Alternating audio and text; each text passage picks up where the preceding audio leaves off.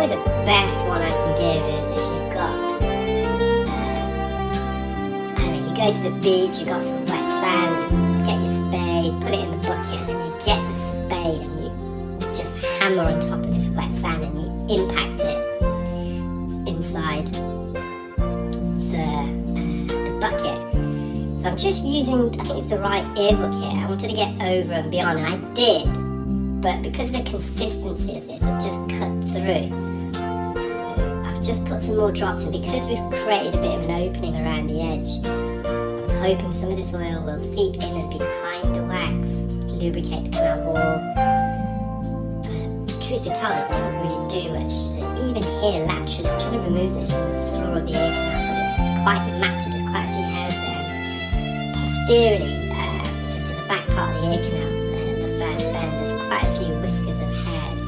So sometimes, because we're trying to visualise the wax in that region, the endoscope had to be in that position, because we're also using the endoscope not to just visualise the earwax, but also to open up the entrance of the ear. So inevitably, if you've got hairs in that region where we have to push open the ear, we're going to see a few whiskers of hairs there.